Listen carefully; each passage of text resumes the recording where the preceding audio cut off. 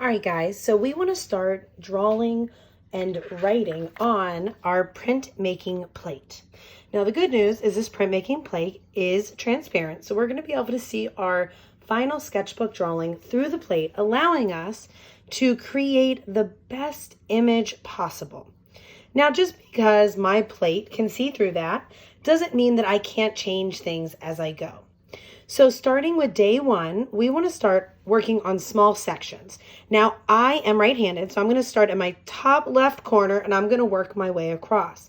Because I already know the placement of everything, it's okay to start giving a lot of detail just to one area.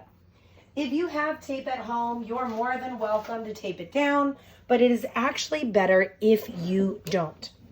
So I'm going to start with my Sharpie because I want my contour lines to be kind of bold. So I'm going to start with my trees and I'm going to give them a little texture as they go.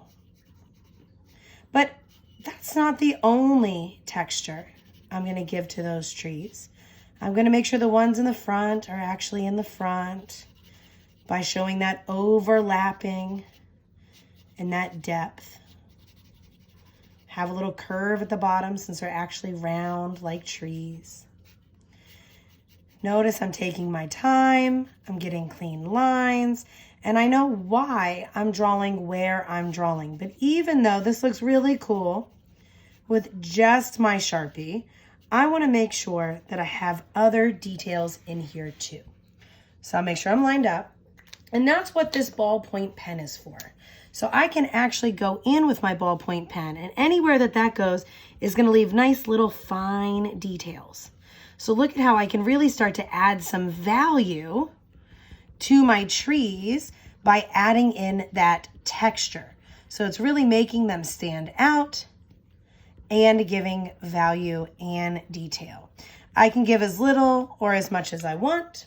Now the same thing goes for my clouds. If I want my trees to really stand out, that means I might want to make my clouds a little bit softer, which is the benefit of having something so thin as a ballpoint pen and something as thick as a Sharpie.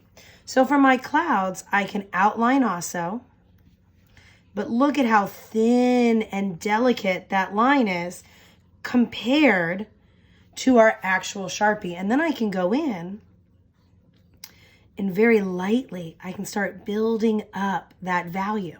So even though it's a pen, look at how I can really start to bring these clouds to life and give them that value.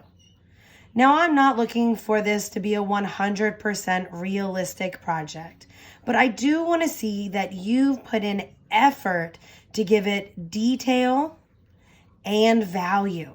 So that's not one or the other. My trees have detail, but it's not really helping necessarily towards their value.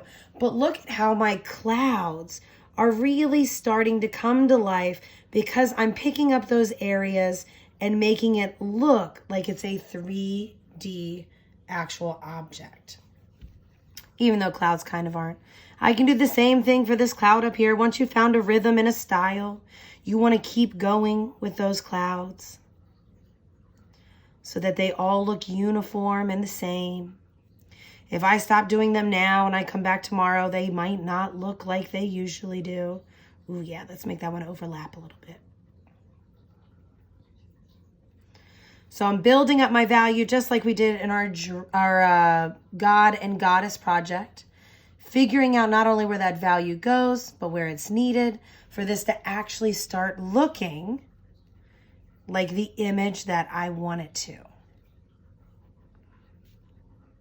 And we want to keep building. Now notice I started in that corner. So now that I've done my clouds, my trees might need just a little bit more emphasis. So I could always go back and add to those, or maybe I want to pump up my clouds a little bit and I can pick just which areas I want to emphasize with that actual marker. So maybe we really pull in this little dip right there, dips across the top, making it feel a little bit more ominous than it actually is. And look at how we can already start to pull those out. When it comes to my grass, this whole area, I might want to very lightly color in that whole area. And it's nothing crazy. It's just little lines. But look at how I'm already starting to give a little bit of texture to that long, dark green grass that I talk about in my dream. I could even build it up behind the T-Rex if I want to. I'm going to use my cross-hatching technique. But I don't want to build it up too much because I do want to focus on that T-Rex. Same goes with my land. I can decide what I want to outline and what I don't. I can pull in this tree because it's closer. This tree is probably going to have a lot more detail than the trees behind it. So look at how I'm adding more of those pine needles, looking to where it lines up with my dinosaur so I'm not drawing on my dinosaur. And we keep working. Stay tuned. I will have a time lapse of this for you guys to watch, but this is the basics of how to outline with a Sharpie, a ballpoint pen, and how to add detail and value to your printing plate as we're working. Remember, you should not finish your printing plate in one class.